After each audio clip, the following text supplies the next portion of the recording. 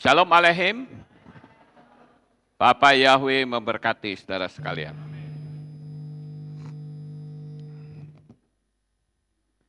Ya, malam hari ini saudara-saudara saya akan menyampaikan satu materi yang saya beri tema tunggu tanggal mainnya. Aku pasti balas dendam. Namun sebelumnya saya akan membacakan beberapa kesaksian yang masuk yang bisa memberkati kita semuanya. Yang pertama adalah kesaksian dari Surabaya, yaitu Maria. Saya bacakan. Perkenalkan, nama saya Maria dari Surabaya. Saya ingin menyaksikan kebesaran dan kuasa Bapa Yahweh yang sudah saya dan anak saya terima. Setelah saya mempraktekkan hukum Loa 55 kali 5, yang saya tahu dari Bapak Lukas Sutrisno. Saya seorang ibu dan salah satu anak saya ingin kuliah di Melbourne, Australia. Di mana saudara-saudara tahu banyak syarat-syarat yang harus saya dan anak saya penuhi, antara lain visa, fakultasnya yang sesuai dengan pilihan, tempat tinggal, dan juga biayanya. Tapi mujizat Bapak Yahweh sungguh luar biasa. Saya mulai menulis 55 kali 5, yang contohnya saya lampirkan dan anak saya Filipus berhasil mendapatkan semuanya. Ini harusnya ada, saudara-saudara, tetapi karena sudah keburu masuk, jadi tidak bisa saya cantumkan ya. Tapi ini ada. Saya Filipus berhasil mendapatkan semuanya dengan percepatan dan kelancaran yang tidak biasa. Dan bulan Juli ini, anak saya berangkat ke Melbourne, serta sudah mendapat banyak koneksi, bahkan sebelum memulai studinya. Sekali lagi saya ucapkan terima kasih kepada Bapak Yahweh dan juga Bapak Lukas Sutrisno. Haleluya. Amin, amin, amin, amin, amin. Yehi, yehi, yehi. Ya, itulah kesaksian yang pertama. Sekarang kesaksian yang kedua, yaitu dari Ruth Niloh, Bali. Shalom Papi, saya Ruth dari Denpasar, Bali. Lewat teks WA ini, saya mau berbagi kesaksian. Kesaksian pertama tahun 2019. Awal saya berjumpa dengan channel YouTube Papi. Tanpa disengaja, video yang pertama saya akses adalah alam roh itu tunduk pada ucapan kita. Kemudian berlanjut ketemu video yang berjudul Magnet Uang. Kemudian saya mengunduh dan mendengar sekaligus saya praktekkan. Hasilnya luar biasa sekali. Tanpa saya sadari saya punya uang. Akhirnya saya bisa beli Honda Scoopy yang baru dengan harga tunai. Saya sangat yakin itu pertolongan Bapa Yahweh. Saat saya praktekkan hukum Loa atau magnet uang, saya belum berjumpa dengan Adonai Yeshua HaMashiach, masih menyebut nama Tuhan yang salah. Kesaksian yang kedua,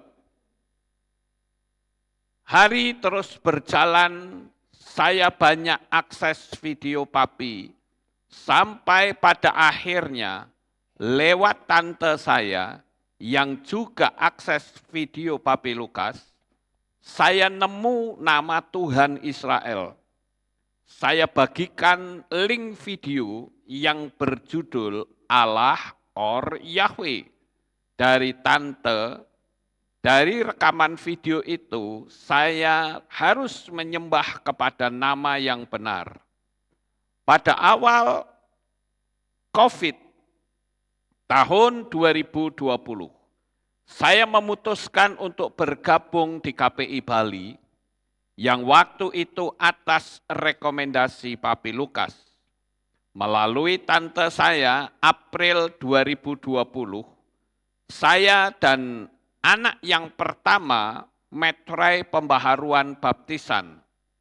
Suamiku menyusul di bulan Mei 2020. Saya pamit resmi dari gereja sebelumnya. Saat itu juga nyinyiran, perkataan negatif, tuduhan, ikut ajaran sesat, ikut saksi Yehova ditunjukkan pada kami. Tapi saya tetap teguh dalam iman kepada Bapa Yahweh, apapun resikonya. Kesaksian yang ketiga, pada saat musim tanda bilangan binatang, pada saat musim tanda bilangan binatang digemakan, wajib memakai. Dari 60 karyawan, saya sendiri tidak mau menerima. Sehingga saya dikeluarkan tanpa dapat pesangon. Setelah 8 tahun bekerja sebagai accounting di PT tersebut, saya merasa kecewa waktu diputus kerja sepihak, merasa diperlakukan tidak adil. Tetapi atas kuasa Roh Kudus, saya cepat mengambil tindakan untuk berdamai dengan diri sendiri. Dengan keadaan dan memilih untuk memaafkan pimpinan saya. Yang kedua anak saya juga dilarang sekolah dikarenakan menolak tanda tersebut. Saya terus mengadukan perkara ini lewat doa. Akhirnya anak-anak boleh sekolah tanpa harus memakai tanda bilangan binatang itu. Bahkan anak saya yang besar sering dapat beasiswa prestasi. Puji Bapa Yahweh. Ini mujizat buat saya. Di tengahnya banyak tekanan akibat pemaksaan tanda bilangan binatang itu. Haleluya, sampai sekarang saya dan keluarga tetap dipelihara secara sempurna dan teguh dalam iman kepada Bapa Yahweh. Kesaksian yang keempat, saya praktek hukum loa dengan metode air.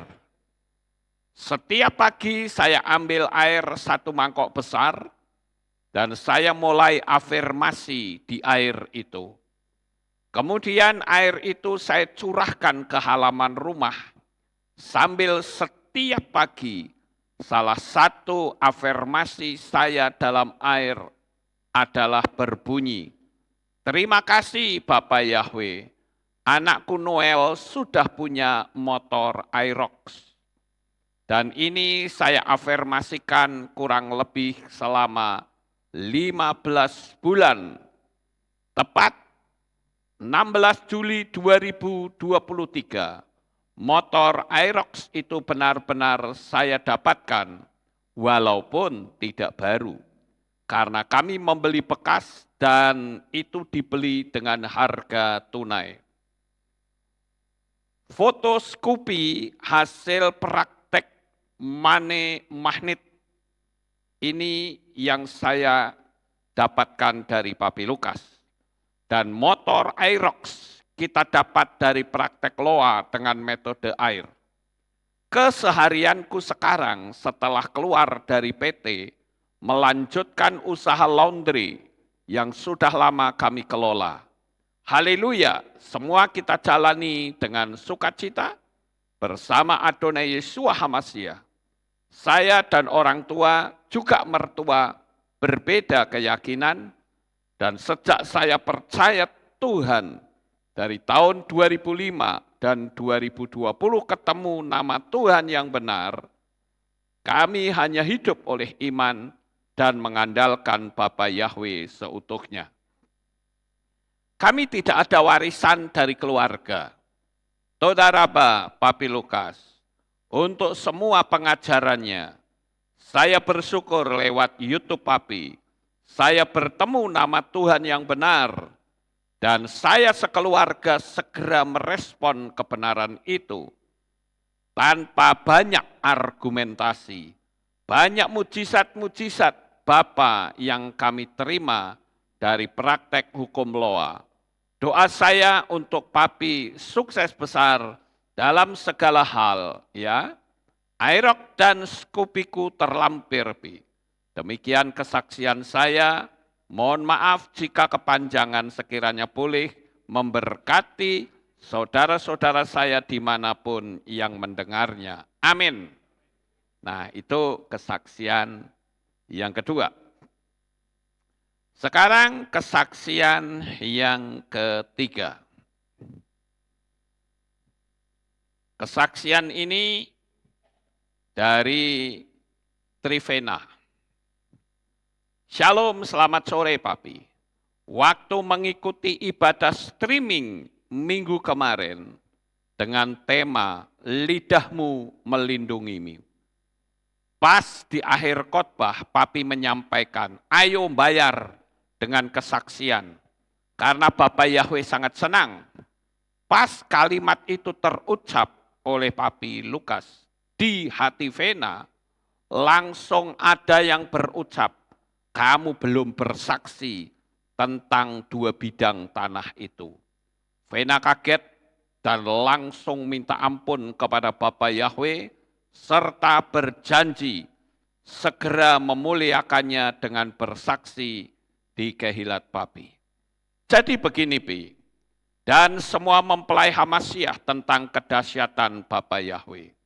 Waktu itu, pasca suami meninggal, Oktober 2019, hidup Vena mengalami jalan buntu.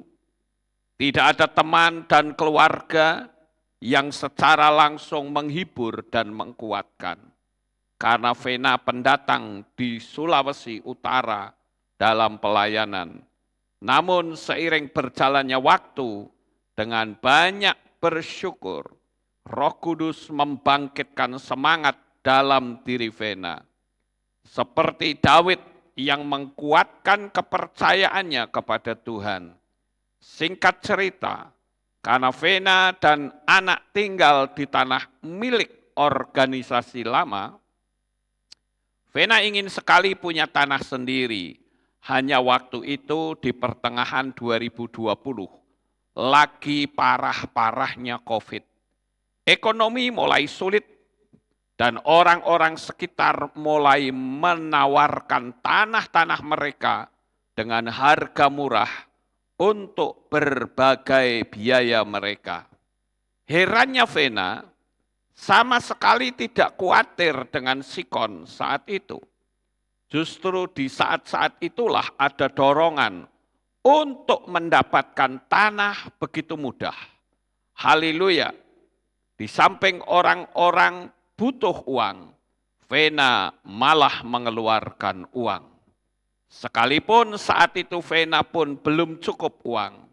Namun luar biasa Bapak Yahweh, kalau sudah bertindak pasti dahsyat. Vena hanya ingin sebidang tanah saja, tetapi Bapak Yahweh kasih 2 bidang tanah. Ukuran 10 kali 25 meter, seharga 8 juta, dan ukuran 10 kali 30 meter 18 juta. Harga tanah yang biasa di tempat Vena itu 20 sampai 30 juta per kapling. Tapi Bapak Yahweh buat beda, haleluya. Dan juga dalam mengurus sertifikat di awal tahun 2022, pun Bapak Yahweh campur tangan luar biasa. Begitu cepat, sekalipun di masa sulit.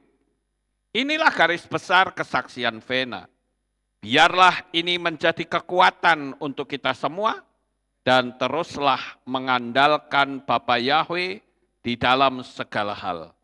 Terpujilah Yahweh kekal selama-lamanya. Terima kasih banyak ya Pi, sebagai gembala dan mentor Vena, sudah membacakan kesaksian ini Bapa Yahweh memberkati.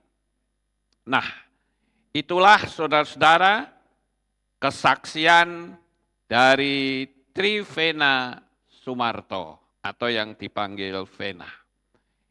Dan malam hari ini kita melihat dari kesaksian tersebut bahwa selama kita mengandalkan Bapa Yahweh, sekali-kali Dia tidak pernah mengecewakan kita.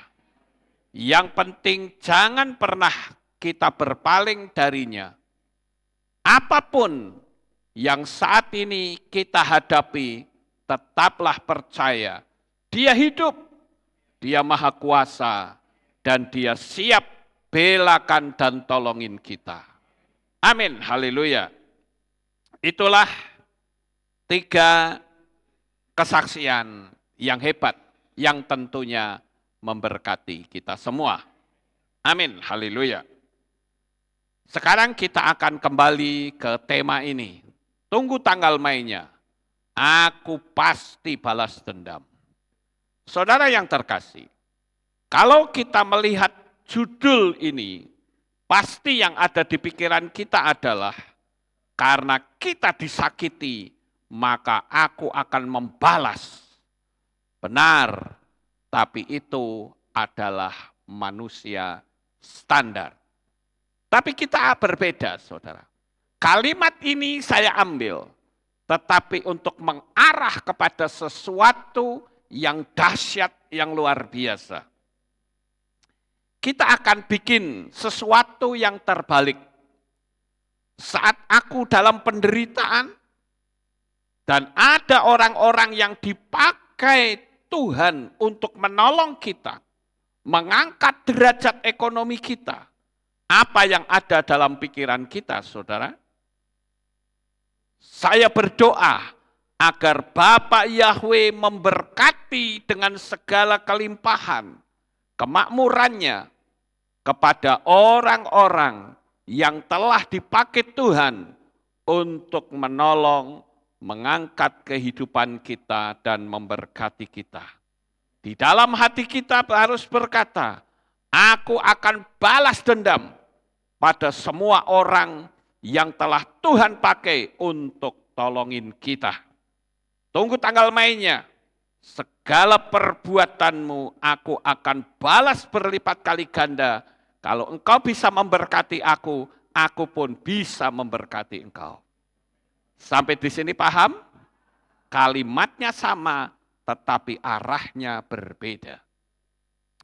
Nah, Bapak Ibu yang terkasih, kalau kita perhatikan bahwa di dalam dunia ini ada begitu banyak orang, saya bahkan pernah diceritain oleh seseorang ketika dia melihat temannya yang dalam keterpurukan dia tolongin. Dia belakan sampai mendapatkan pekerjaan, bahkan sampai kedudukannya tinggi. Tetapi sayang sekali, dalam posisi yang tinggi itulah teman saya ini disingkirkan, saudara. Itu namanya orang yang tak tahu diri.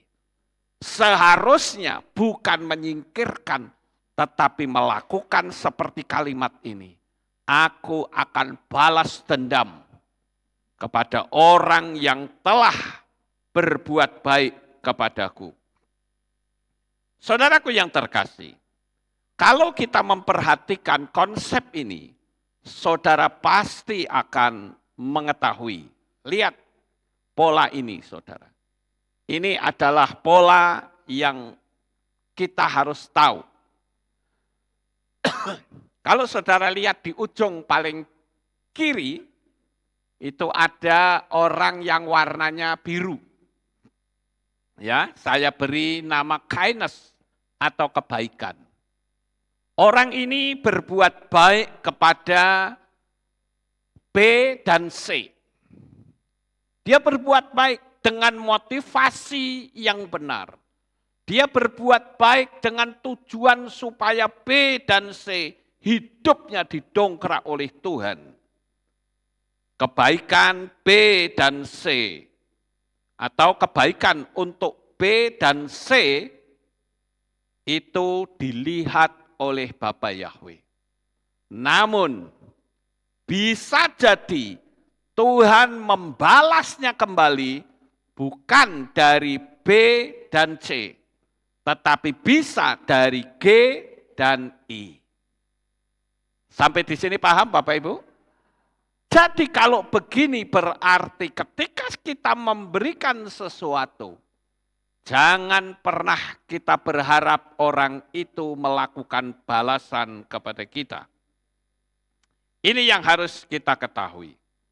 Dan Tuhan ingin memberkati orang yang berwarna biru tadi atau kindness. Tapi siapakah yang mau menjadi G dan I untuk menjadi saluran berkat? Kadangkala orang tidak mau.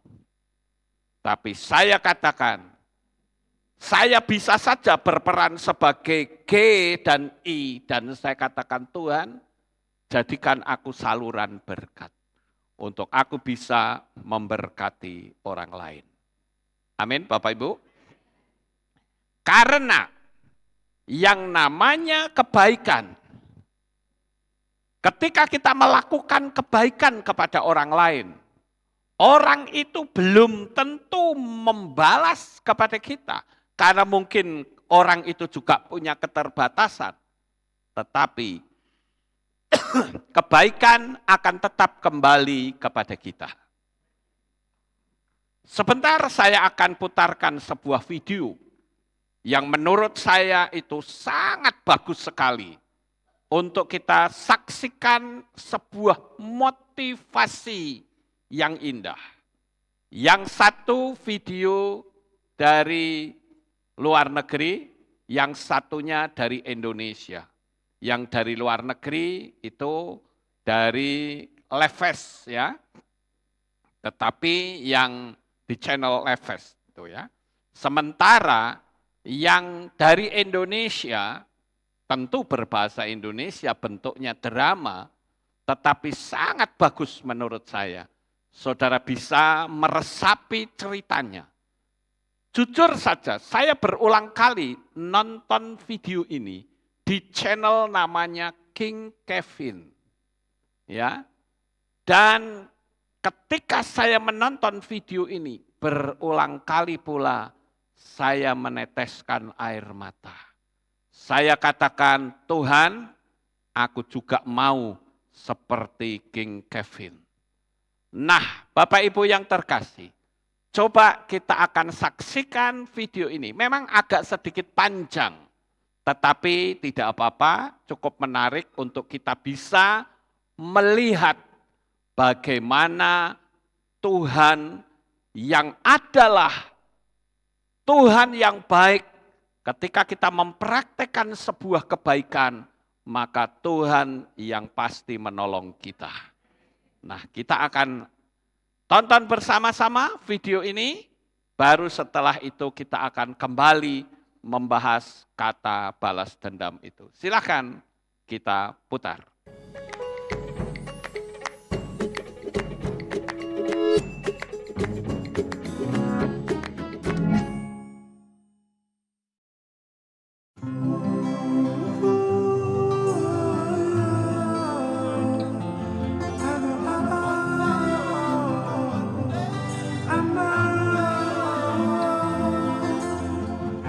Sometimes I lay under the moon, I thank God I'm breathing, and I pray, don't take me soon, cause I am here for a reason. Sometimes in my tears I drown, but I never let it get me down.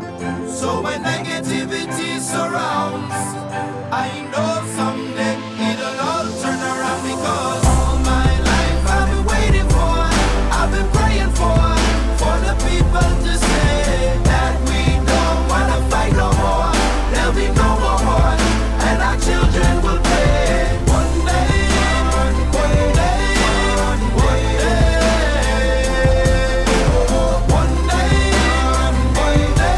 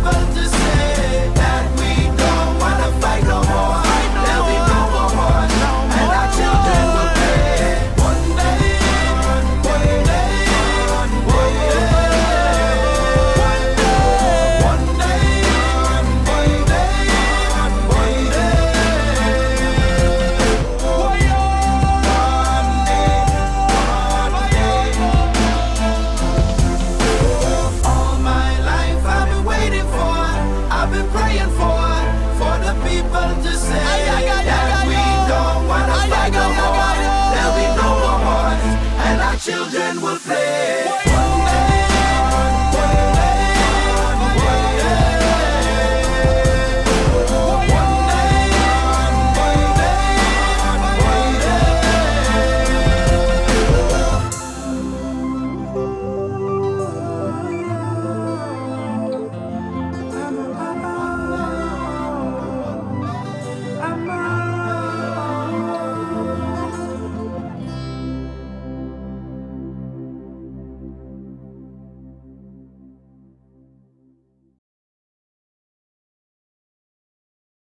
Pak, ada bakpao sisa kemarin nggak? Kamu jangan sembarangan ya. Saya ini buka toko bakpao. Mana ada bakpao kemarin? Sana pergi. Kamu, sini dulu. Kamu sudah senggol bakpao saya. Nanti siapa yang mau beli? Maaf, saya nggak sengaja, Pak. Terus kalau kamu nggak sengaja, kamu nggak mau bayar? Kebetulan saya ada promo event, beli 5 cuman Rp1.000 aja. Ini. Udah, kamu sana pergi. Makasih ya, Pak.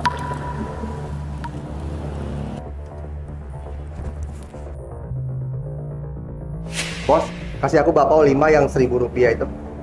5.000 satu. Saya barusan dengar katanya 5 biji Rp1.000 bakpaonya. Ini toko bakpao saya. Saya mau jual berapa? Suka-suka saya. Udahlah sayang, nggak apa-apa. Bakpao yang 5.000 satu itu, kasih saya 5 deh.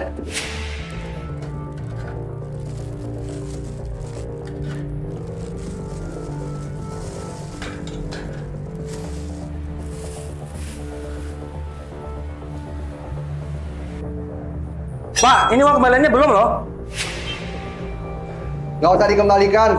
Uang saya mau bayar berapa suka-suka saya.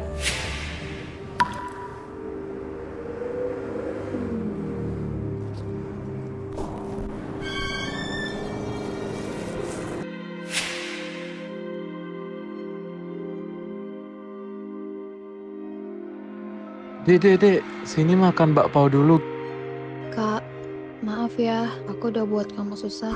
Kalau bukan karena kakiku lumpuh seumur hidup, hidupmu juga nggak bakal sesusah ini.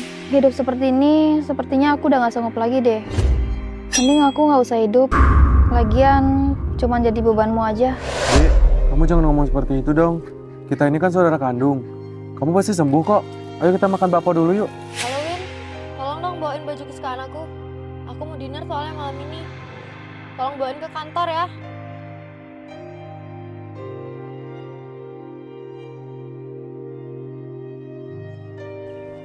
Dek,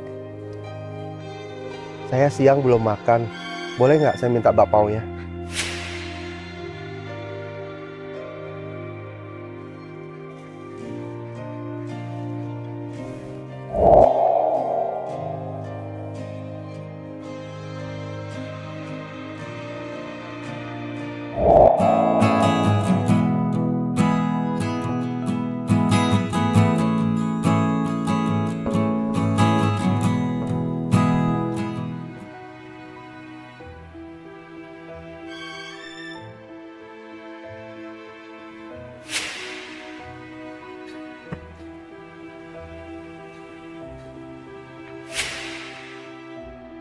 Dek, kebetulan saya lewat di sini.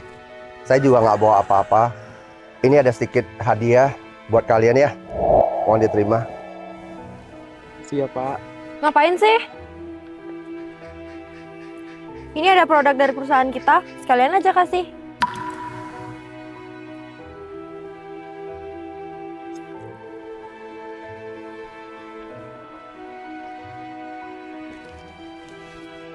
Bos, ini duitmu. Itu uang bakpao tadi. Kak, ini juga ada uangnya, Kak.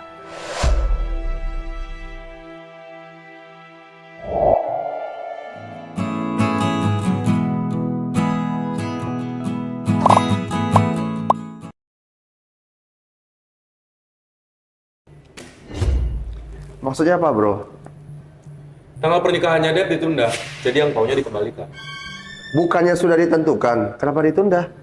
Memang sudah ditentukan, tapi pihak wanita tiba-tiba mau rumah. Dep sama sekali nggak punya uang. Ternyata dia juga bisa ya mengalami hal seperti itu ya. Oh ya, sudahlah. Kalau memang ditunda ya udah. Anggap aja kita hemat uang angpau. Oh ya bro, dalam 2 hari ini aku ada keperluan uang mendesak. Aku udah coba tanya ke 2 bank. Ternyata nama kita berdua itu udah nggak bisa dipakai. Kamu punya ide nggak? Kenapa kita nggak cari Dev aja? Dev pasti bisa. Aku juga sepikiran dengan kamu. Yuk kita cari dia. Ayo.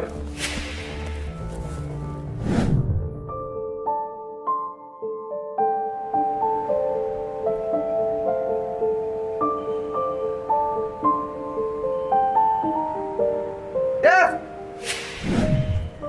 King, Cahya, kok kalian di sini? Aduh, kalian datang aku nggak ada persiapan apa-apa. Sebentar ya, aku ambil minum buat kalian. Bro, nggak usah. Oh, ada apa King? Ada keperluan penting? Belakangan ini perusahaan kita ada kekurangan dana. Kita lagi ajukan pinjam di bank pakai nama kita, tapi ditolak.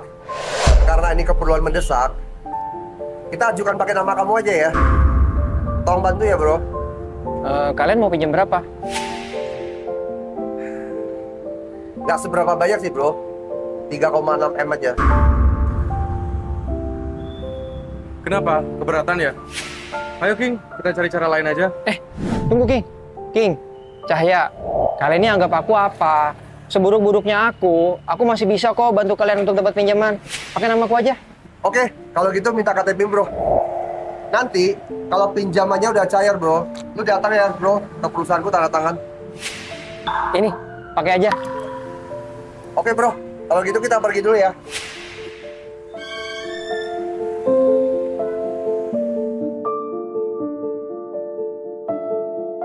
King, hati-hati ya. Kalau ada apa-apa, telepon aku.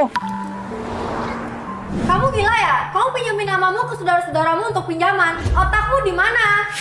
Aku cuma punya 2 saudara. Biasanya mereka yang selalu datang bantu aku. Sekarang mereka datang minta bantuan, masa aku nggak peduli? Tetap aja kamu nggak boleh bantu mereka. Kalau mereka nggak mampu bayar uang ini, gimana dengan hidup kita? Aduh, udah dah jangan ribut.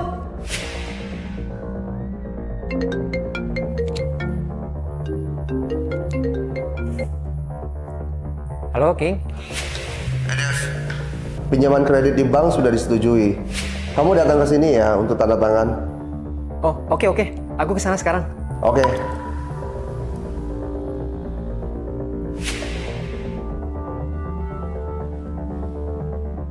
Pinjamannya udah cair. Aku harus ke kantor King untuk tanda tangan sekarang. Aku ikut juga. Kalau pinjamannya nggak dibayar, kita nggak jadi nikah. King, Baru sampai ya? wah, Cahya juga udah di sini. Bro, tanda tangan perjanjian ini, dananya langsung cair. Wah, cepet banget.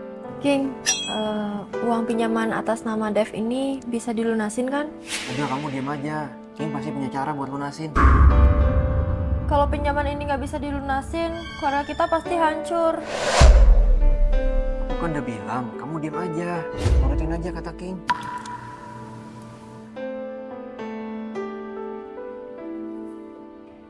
King, ini udah aku tanda tangan. Karena kamu sudah tanda tangan, maka surat kontrak ini punya kamu ya. Kalau kamu sudah mengumpulkan uang dan keuanganmu sudah agak longgar, kamu bantu bayar juga ya. Oh ya, kita berdua masih ada meeting. Kita jalan dulu ya.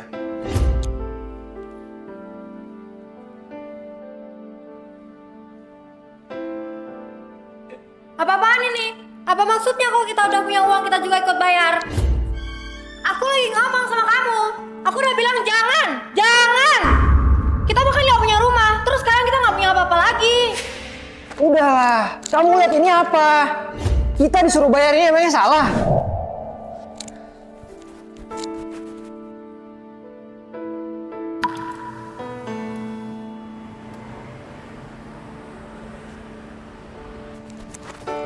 King! Itu surat kontrak apa? Lokasinya sudah aku pilihkan. Uang mukanya juga sudah aku bayarkan. Kalian udah gila ya? Sejak kapan aku bilang aku mau beli rumah? Kalau nggak beli rumah, bagaimana bisa kamu kasih orang yang kamu cintai rasa aman?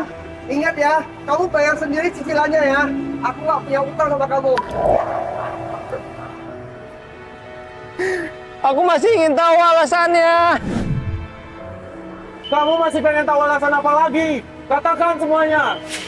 Rumahnya di mana? Di depan rumahku. Kalau kamu nanti masak daging asam manis, jangan lupa panggil aku. King!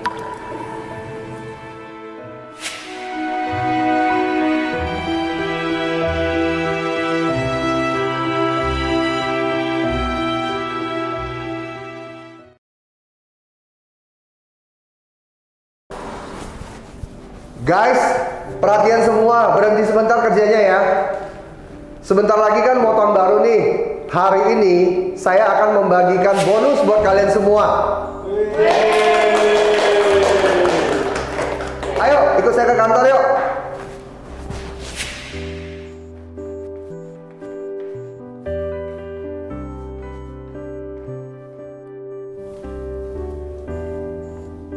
Nah, ini bonus kamu ya. Kasih King. Ini bonusmu. Kasih King. Ini bonusmu. Makasih, King. Ini bonusmu. Makasih, King. Nah, ini bonusmu. Loh, King, kok nggak dapat bonus? Intan, kamu baru bekerja di sini selama 1 bulan. Bagaimana bisa dapat bonus? Oke, yang dapat bonus boleh pulang merayakan tahun baru kalian bersama keluarga. Intan, kamu tetap di sini, lembur.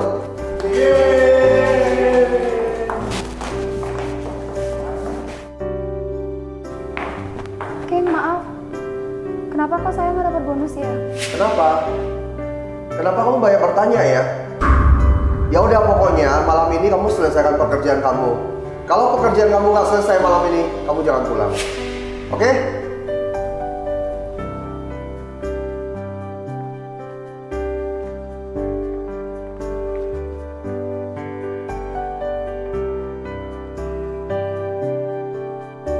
Anak baru mau dapat bonus. Emangnya kamu udah silin berapa di sini? Benar tuh. Udah, balik kerja dulu aja yang benar. Baru kita bonus. Iya, jangan sampai nanti kita senior-senior di sini yang beresin kerjaan lo.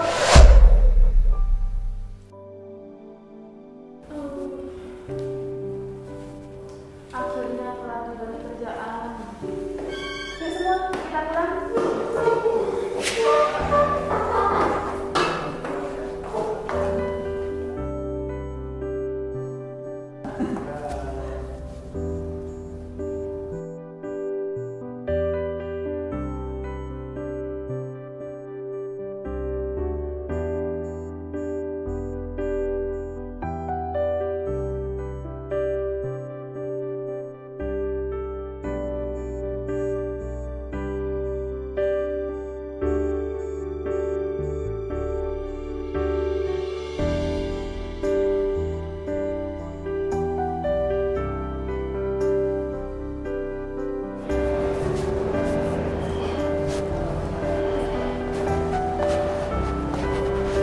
Intan, pekerjaanmu sudah selesai. Kamu sudah mau pulang. King, jangan khawatir. Semua pekerjaan udah aku selesaikan. Intan, uangnya sudah kamu terima belum? Uang apaan, King? Coba kamu cek HP-mu.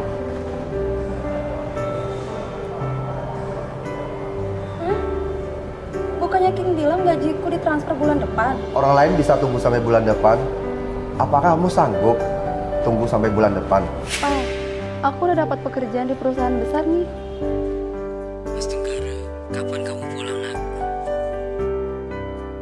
Kayaknya tahun baru ini aku nggak bisa pulang deh, Pak. Karena tiketnya mahal sekali. Dan aku pasti pulang habis tahun baru kok, Pak. Oh ya, Pak. Kondisi Mama gimana?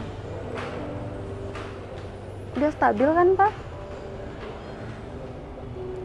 Kasih tahu Mama, Pak ya. Nggak usah khawatir masalah biaya. Itu nanti Intan yang tanggung sendiri. Udah, Pak ya. Intan mau lanjut kerja dulu. Papa baik-baik ya.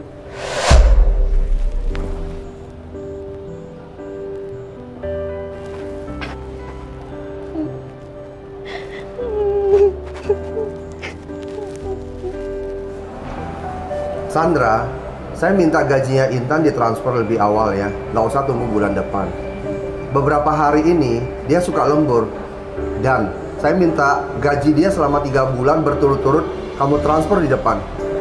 Dan satu lagi, 1 sen pun tidak boleh berkurang. Baik, Pak. Oke? Intan, perusahaan ini bukan perusahaan besar. Tetapi, perusahaan ini selalu menganggap karyawan-karyawannya sebagai keluarga sendiri. Sebentar lagi kan tahun baru. Aku tahu kamu susah mendapatkan tiket pulang. Oh ya, ini aku belikan kamu buah. Ya. Dan satu lagi, ini kunci mobil. Kamu pakai aja mobil saya pulang ke kampung. Buat kamu pulang kamu. Ya udah, kamu cepat pulang. Hati-hati di jalan ya. Makasih, King. Makasih, King.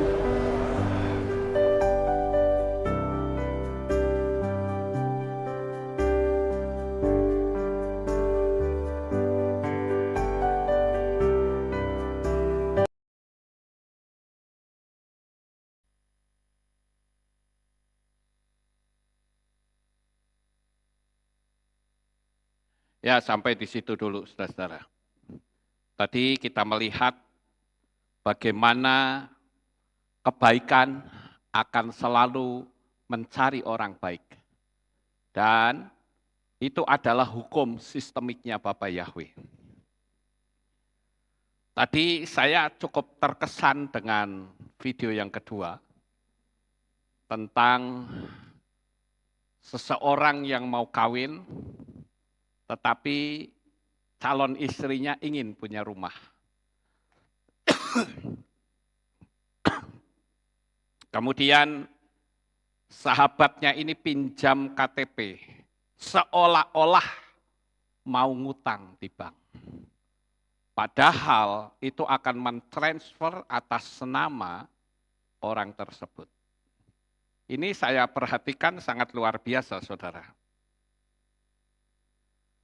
Karena apa? Karena kebaikan itu tidak pernah hilang. Kebaikan yang kita lakukan untuk orang lain, itu tercatat di dunia alam supranatural. Jadi, saya ingin agar kita sebagai anak-anak Bapa Yahweh menyadari bahwa kita harus melakukan pembalasan. Pembalasan atas apa? Atas kemiskinan, saudara-saudara. Itu sebabnya saya membuat sebuah pernyataan seperti ini. Aku akan balas dendam semua orang yang pernah berbuat baik kepadaku. Aku akan datangi mereka semua. Aku akan balas kebaikan mereka dengan kebaikan yang juga aku miliki. Artinya apa, saudara? Kalau saudara sudah siap, maka saya percaya Bapa Yahweh pasti memberkati hidup saudara. Makanya jangan kita jemu-jemu untuk kita berbuat baik. Jangan pernah kita berpikir bahwa kebaikan itu akan kembali datang melalui orang yang sudah kita bawa. Saya katakan salah. Ya. Kemudian yang kedua, aku akan membuktikan bahwa aku dipakai Bapa Yahweh untuk menjadi berkat bagi kemanusiaan. Di zaman akhir ini, saudara, penderitaan manusia di atas muka bumi ini semakin menjadi-jadi. Tetapi, beranikah kita berkata, Tuhan, berkati aku. Aku akan balas dendam kepada kemiskinan yang bikin manusia sengsara. Dan saya percaya, Bapa Yahweh pasti tolong saudara. Makanya berkali-kali saya katakan, saudara praktek hukum Loa, siapkan hati saudara. Karena ketika hidupmu diberkati luar biasa oleh Bapa Yahweh, jangan pernah berubah. Kita harus tetap setia. Saya melihat begitu banyak orang, ya contohnya ya saudara, saya itu seringkali dibenci orang tanpa saya tahu kesalahan saya. Tapi setelah saya selidiki, ternyata kasusnya itu selalu sama. Artinya begini, sebutlah si A. Si A ini benci kepada si B. Sedangkan saya itu bersahabat dengan si A dan si B. Tapi karena si A itu membenci si B, dan saya tidak ikut memusuhi si B, maka saya ikut dibenci oleh si A. Paham nggak Bapak Ibu? Nah ini berbahaya sekali. Orang-orang yang seperti ini tidak layak untuk bisa mendapatkan berkat dan mujizat besar. Jadi kalau orang ini nggak setuju sama si B, rupa-rupanya ketika dia sharing, konseling dengan saya digiring untuk ikut membenci orang itu. Dan saya tidak bisa, saudara. Jadi karena saya tidak bisa, maka saya jadi sasaran kebencian orang itu. Paham nggak saudara? Makanya saya bingung loh, ini orang kok tiba-tiba membabi buta menyerang saya. Pengajaran-pengajaran saya di counter semua. Loh ini apa-apaan saudara? Oh ternyata karena saya tidak membenci kepada orang yang dia benci. Jadi dianggapnya saya kompromi dengan orang itu ikut membenci, padahal tidak. Saya selalu berusaha untuk hati saya tidak ada titik kebencian kepada siapapun. Karena saya tahu kalau saya membenci orang lain, maka saya menutup rezeki saya sendiri. Dan itu sebuah kebodohan. Ya. Nah itu yang kedua, saudara-saudara. Sekarang yang ketiga.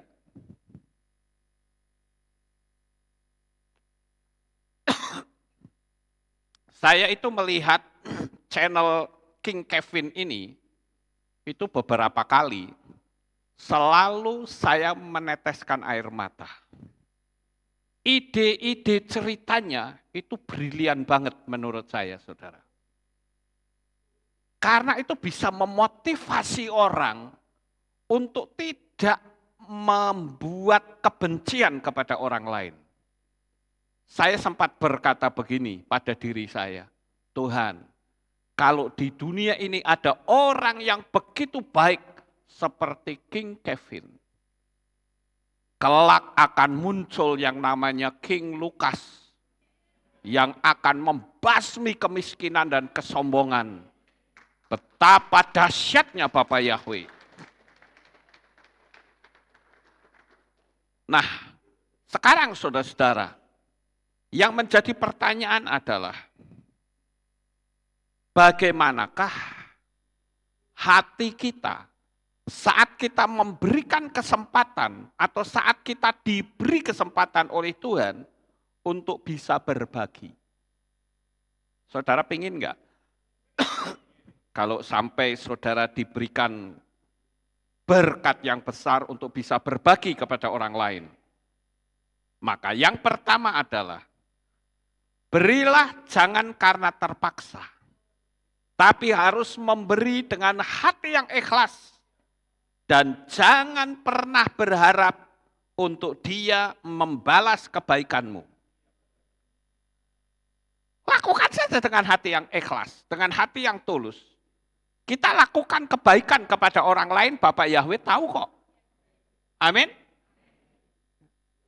Makanya jujur saja, saya kalau mendengar budaya yang ada di Magelang, entah ini budayanya orang Magelang atau dari tempat lain, saya kurang tahu, saudara. Itu ada seperti ini. Kalau ada orang manten, bikin acara manten gitu ya, perkawinan, itu kan sebar undangan, betul nggak? Nah nanti ketika undangan itu disebar dan orangnya datang, saya nyatet, saudara. Oh dia bawa apa? Oh dia bawa ngasih kado uang 1 juta, saya catat 1 juta. Dan itu menjadi sebuah catatan abadi yang ada dalam diri saya, Sehingga ketika orang-orang yang ada dalam list itu juga melakukan acara perkawinan, maka saya harus mengembalikan dengan jumlah yang sama. Sampai di sini paham nggak? Nah ini yang saya katakan sama juga bohong, saudara. Kalau misalnya tidak mampu mengembalikan sebesar yang dia berikan kepada kita, maka nama kita tuh diwer-wer kemana-mana. Paham nggak? Ini budaya apa ini, saudara? Ya, saya melihat di Magelang, saya berharap ini bukan budayanya orang Magelang. Harapan saya. Pernah nggak saudara dengar cerita kayak begini? Ya, lucu gitu loh. Orang punya anak, punya bayi. Nanti ada orang datang, ngasih bingkisan. Maka dia catat tuh bingkisannya. Kemudian apa? Nanti kalau orang itu punya bayi atau punya gawe apa, saya harus mengembalikan sebesar apa yang dia serahkan kepada saya. Lah inilah konyol, saudara. Ya kalau memang ada lah, kalau tidak, mau utang-utang. Lucu bukan? Maka saya katakan budaya yang macam ini, entah ini budaya dari mana saya tidak tahu, tapi budaya ini budaya yang konyol. Ini versi saya loh. Budaya yang nggak masuk akal. Di situ berarti tidak ada unsur ketulusan. Kalau ada unsur ketulusan, maka saya akan memberi. Perkara orang itu tidak bisa mengembalikan kepada saya, bukan urusan saya. Paham nggak Bapak Ibu? Yang penting saya memberi dengan hati yang tulus. Saya memberi dengan hati yang kasih. Apakah saya harus tuntut orang itu, dulu aku ngasih kamu berkat 1 juta loh, kembaliin ke saya dong 1 juta. Kan lucu saudara. Saya beritahu Bapak Ibu, ketika engkau memberkati orang lain berapapun nilaimu, asal engkau memberi dengan tulus, dengan ikhlas, dengan kasih, maka pemberianmu itu tercatat di dunia alam supranatural. Dan itu nanti akan dikembalikan Tuhan, terserah Tuhan mau pakai siapa, itu bukan urusan kita. Saudara lihat video pertama tadi, Live Face Insight dari channel itu, wow, itu kebenaran selalu mencari kebenaran. Kebaikan selalu mencari kebaikan. Jadi saya berpikir kalau saya bisa berbuat baik kepada orang lain, Bapak Yahweh akan pakai siapapun untuk membalas hati saya yang memberikan kepada orang lain. Makanya saya berkata dalam hati saya, Tuhan, akan tiba waktunya aku balas dendam kepada setan yang bikin manusia itu sengsara. Berani nggak kita balas dendam begitu, saudara? Kalau berani, siapkan hati saudara. Karena saya percaya tidak lama lagi, Bapak Ibu yang punya keberanian itu akan digelontori berkat yang besar. Haleluya. Ini sangat luar biasa Bapak Ibu. Ya. Kemudian yang kedua, bagaimana sikap hati kita ketika kita memberi atau kita diberikan kesempatan untuk berbagi kepada orang lain? Maka berilah, jangan dengan marah. Biasanya orang kalau meminta sesuatu kadangkala ngasih tapi sambil ngonek-ngonekke, ngata-ngatain. Kamu itu loh, kok hidupmu tuh kayak benalu toh? Isinya minta terus, kamu tuh brengsek ya. Kerjanya cuma hanya minta-minta, bikin malu aja. Tidak tahu diri dan lain-lain. Ya kalau kita sudah mau ngasih, ngapain kita transferkan energi kemarahan? Toh juga kalau saudara marah juga duitnya keluar. Iya toh? Lalu untuk apa marah-marah itu saudara? Terkadang sudah dimarahi, nggak dikasih lagi. Alasannya biar dia bangkit kalau hidup itu berat katanya. Ingat, orang dalam kondisi seperti itu, hatinya rawan. Saudara. Jangan bikin orang tersinggung. Kalau memang saudara tidak mau memberi, cari alasan yang masuk akal. Saya kasih tahu, saya warning ini, agar supaya apa? Hidup saudara itu tidak memancarkan energi negatif. Pancarkan energi positif dengan hukum kasih yang kuat. Percayalah saudara, saat pandemi seperti ini, saat ekonomi sedang berantakan, hanya ekonomimu yang akan tetap berdiri tegak. Haleluya. Biarkan orang mencibir kamu. Bodoh amat, sudah tahu seperti ini. Keluarin duit terus. Biarkan. Karena kita harus tahu bahwa apa yang kita lakukan, apa yang kita taburkan, Bapak Yahweh itu yang tahu. Kemudian yang ketiga. Bagaimanakah sikap hati kita saat saudara diberi kesempatan untuk bisa berbagi? Maka berilah dengan hati kasih dan bersyukur karena kita lebih diberkati daripada orang yang kita beri. Sekali lagi, berilah dengan hati kasih. Kita bisa bersyukur karena nasib kita jauh lebih baik dari orang yang kita bantu. Lagian juga Tuhan ajarkan kita untuk menjadi reflektor kasih-Nya Tuhan melalui diri kita. Saya bacakan sebuah ayat yang indah, saudara.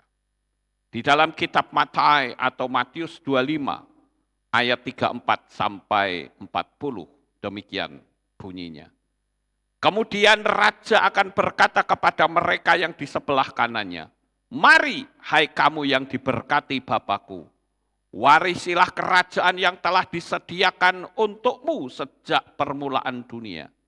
Sebab aku lapar dan kamu memberi makan kepadaku. Aku haus dan kamu memberiku minum. Aku seorang asing dan kamu menyambutku. Telanjang dan kamu memakaikan aku pakaian. Aku sakit dan kamu merawat aku. Aku di dalam penjara dan kamu berkunjung kepadaku. Lalu orang benar itu, perhatikan, orang benar itu akan menjawab kepadanya sambil berkata, Tuhan, kapankah kami melihat Engkau sedang lapar dan kami memberi makan? Atau haus dan kami memberi minum? Dan kapankah kami melihat Engkau orang asing dan kami menyambut, atau telanjang dan kami memakaikan pakaian? Dan kapankah kami melihat Engkau sakit atau dalam penjara dan kami telah berkunjung kepadamu? Ayat 40 perhatikan. Dan seraya menanggapi, Raja itu akan berkata kepada mereka, sesungguhnya aku berkata kepadamu. Kalau ada sesungguhnya itu ekstra kita fokus ya saudara. Karena kalau Yesus ngomong sesungguhnya berarti sungguh. Sesungguhnya aku berkata kepadamu, apa saja yang telah kamu lakukan kepada seseorang yang terkecil dari saudara-saudaraku ini, kamu telah melakukannya kepadaku. Wow, luar biasa saudara. Jadi kalau kita bisa memberi seseorang dengan hati yang tulus, itu sama saja, ada ayat yang mengatakan kita sama saja memiutangi Tuhan. Dan Tuhan tidak pernah berhutang kepada kita. Ya Bapak Ibu, saya bahkan mengatakan kebaikan tangan saudara itu justru akan membuat engkau semakin kaya. Pengajaran ini tidak akan kita dapatkan di luar sana. Di luar sana akan berkata, kalau kamu memberi, usahakan untuk orang itu harus balas sama kita. Makanya kadangkala ketika kita memberi dan orang itu tidak mampu memberi kepada kita, isinya ngamuk. Ketika kita dalam penderitaan, kita berharap pada orang yang telah memberi kepada kita. Kita datang, aku dalam penderitaan, kamu bisa nggak tolongin saya? Dulu kan kamu sudah saya tolong. Nggak perlu seperti itu, saudara. Keluhan kita tujukan hanya kepada Bapa Yahweh. Percayalah, Bapa Yahweh itu sangat senang menolong kita. Bapak Ibu yang ada di rumah, yang saat ini mengikuti streaming, saya berharap saudara juga bisa mempraktekkan. Saya sangat bangga dan bersyukur dengan jemaat di sini, saudara. Sekalipun hidup mereka sederhana, tetapi saya tahu hati mereka itu tulus. Datang beribadah dengan setia, dan di Kehilat ini enggak ada masalah. Iya toh? Saya melihat di Kehilat-kehilat lain, jumlah jemaatnya masih baru berapa puluh saja, isinya bertengkar melulu, saudara. Bagaimana Kehilatnya bisa diberkati? Bagaimana personel-personel itu hidupnya diberkati? Kalau isinya bertengkar melulu. Punya pendapat, nggak diterima, ngamuk, saudara. Kayak rapat RT saja. Loh iya, saya sering itu. Kalau ada rapat RT, saya kan suka ikut, saudara. Kadang-kala begitu ada usulan nggak diterima, ngamuk, saudara. Udah kalau nggak diterima, saya jamin untuk rapat berikutnya nggak mungkin datang. Lucu gitu loh. Saya bahkan mengatakan mohon maaf, orang yang macam seperti itu mentalnya masih rendah. Dia tidak mudah memberikan pengampunan, atau ya mungkin usulan saya tidak diterima karena ada pertimbangan lain. Kan begitu ya. Saya pun kalau memberi usulan dan tidak diterima ya sudah, diam aja. Mungkin mereka punya pertimbangan lain dan hati saya tidak cacat. Paham Bapak Ibu?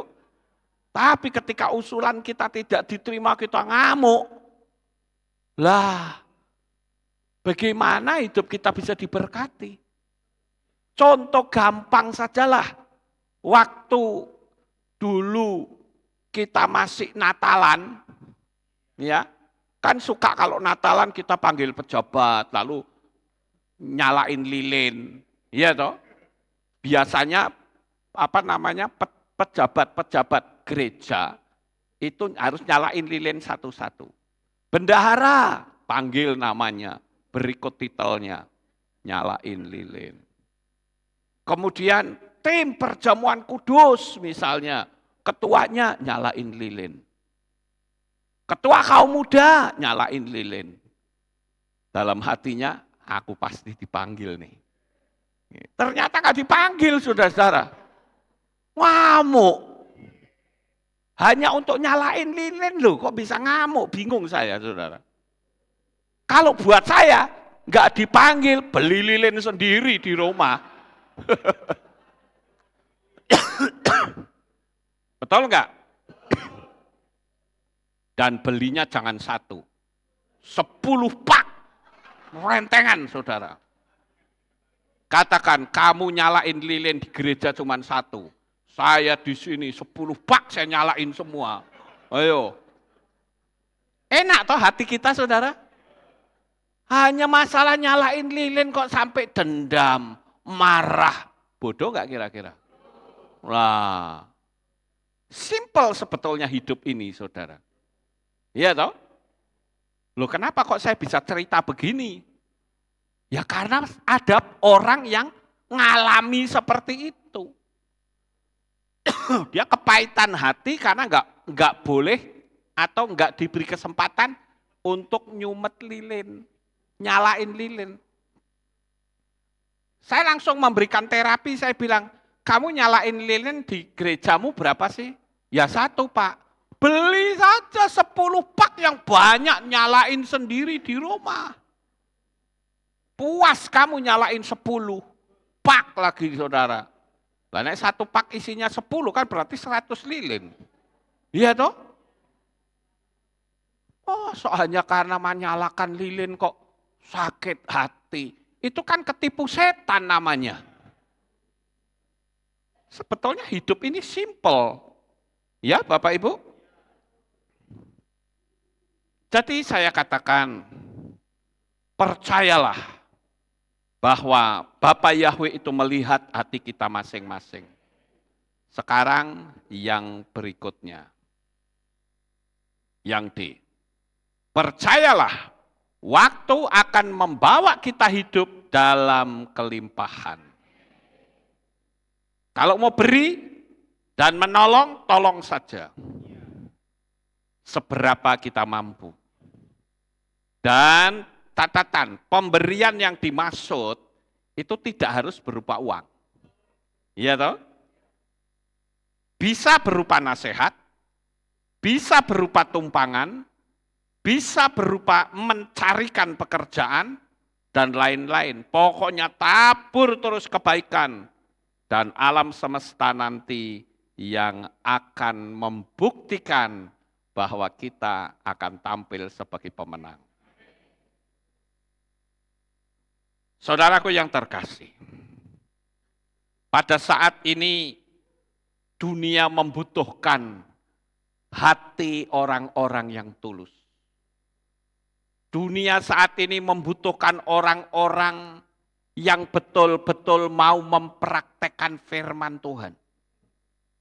Saya katakan ketika engkau dimusuhi, katakan saja terima kasih Bapak Yahweh, saya diberi kesempatan untuk mempraktekkan firman-Mu. Yaitu apa? Memberkati musuh kita. Mendoakan, minimal mendoakan musuh kita. Enggak perlu kita kepahitan hati, kemudian kita tulis besar-besar di FB. Waduh, memalukan sekali. Kalau saya pikir saudara kita ini hidup tuh mau ngapain gitu loh. Maka jalan yang terindah paling baik itu buat sebuah pertanyaan kecil.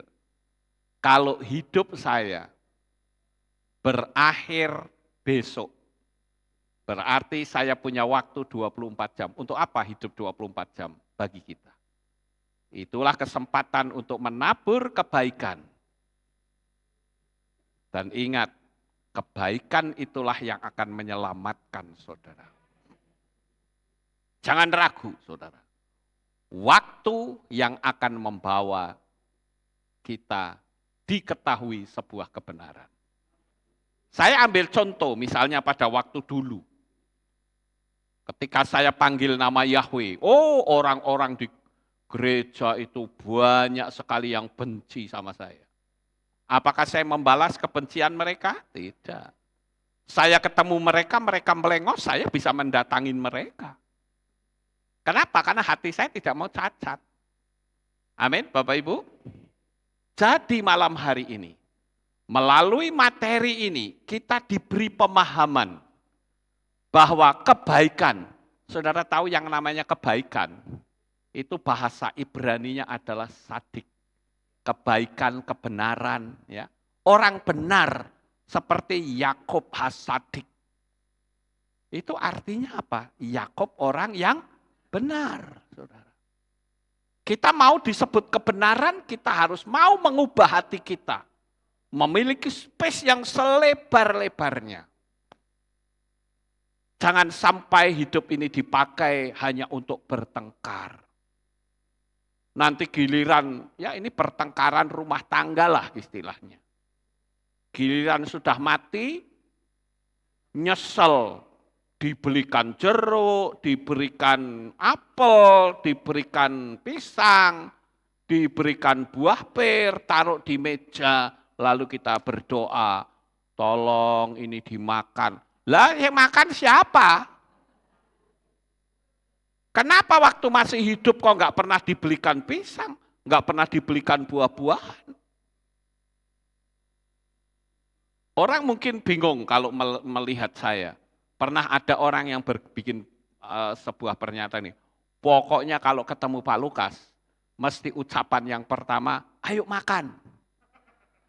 Mesti begitu, saudara. Kenapa? Karena itu adalah salam persahabatannya orang Chinese. Ya, orang Chinese itu kalau apa? Sudah makan, ayo makan. Dan itu bagi saya bukan basa-basi. Namanya saja bahasa basi, bahasa yang sudah basi, nggak enak, saudara. Kalau saya bilang, ayo kita makan, betul-betul saya menawarkan dengan hati yang tulus. Karena saya menyadari apa? Loh, saya bisa dapat makan tuh duitnya siapa? Duitnya jemaat, bukan? Jadi kalau ada jemaat yang makan, saya rugi atau tidak? Tidak. Mereka makan uangnya sendiri kok. Betul nggak Bapak Ibu? Lah saya kan nggak punya kerjaan di sini. Iya toh? Saya bisa dapat makan tuh karena ada orang yang ngasih duit saya. Betul nggak Bapak Ibu? Orang yang mengembalikan perpuluhan saya bisa untuk makan. Loh, saya nggak kerja. Ini loh. Sekarang yang terpenting buka mata rohani kita lebar-lebar. Kebaikan akan menghasilkan mujizat bagi hidup saudara. Sukses besar untuk saudara. Bapak Yahweh memberkati. Haleluya. Kita tunduk kepala, kita berdoa. Kami mengucapkan terima kasih dan syukur kepadamu ya Bapa. Malam hari ini kami bersama-sama telah mendengarkan renungan firman-Mu. Biarlah apa yang kami renungkan pada malam hari ini menjadi berkat bagi umat-umat-Mu. Sehingga hati mereka memiliki hati yang lebar, space-nya besar. Sehingga orang-orang itu tidak mudah tersinggung, tidak mudah marah, tidak mudah kepahitan, tidak mudah kebencian. Karena kami tahu ketulusan mereka, Engkau yang mengetahuinya. Terima kasih Bapak Yahweh. Meteraikanlah firman Tuhan ini di dalam hati kami semua, sehingga hidup kami menjadi berkenan di hadapan-Mu. Terpujilah Engkau Bapa Yahweh, di dalam nama Adonai Yeshua HaMashiach, kami sudah berdoa. Semua yang percaya berkata, amin. Haleluya. Kita akan dengar pengumuman. Shalom, berjumpa kembali dalam Aleph Tau Update News. Berikut kami sampaikan pengumuman minggu ini.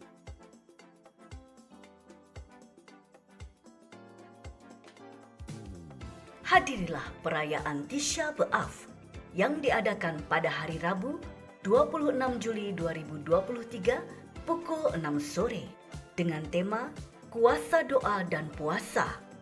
Jemaat dihimbau untuk berpuasa selama 25 jam.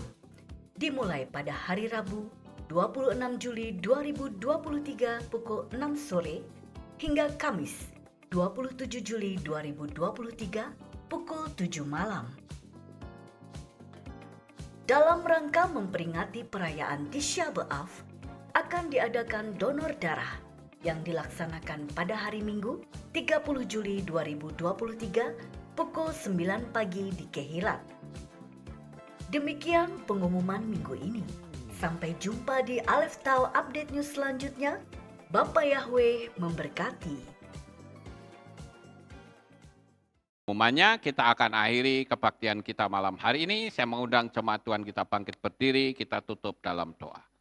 Terima kasih Bapak Yahweh, selesai sudah ibadah kami. Dari awal, pertengahan, sampai pada akhirnya. Sebentar lagi anak-anak-Mu akan kembali pulang ke rumah mereka masing-masing. Jaga, lindungi, peliharakan mereka sampai di rumah dengan selamat. Pertemukan kembali pada jam-jam ibadah mendatang di dalam ikatan tali kasih-Mu. Terima kasih ya Bapa, berkatilah seluruh umat-umat-Mu. Baik yang beribadah di tempat ini maupun yang beribadah secara streaming. Bapa Yahweh berkati dengan segala kelimpahannya. Terima kasih ya Tuhan, inilah doa syukur yang kami naikkan kepadamu. Di dalam nama Adonai Yeshua HaMashiach, Juru Selamat kami yang ajaib. Kami sudah berdoa dan mengucap syukur. Mari kita angkat tangan kita dan kita akan menerima berkat Kohanim. Haleluya. Yevarecheka Yahweh wa yishmereka.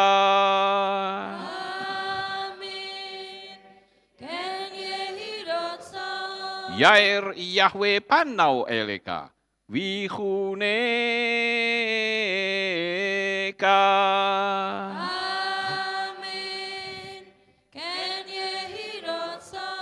Yesa Yahweh panau eleka, wayashem lecha shalom.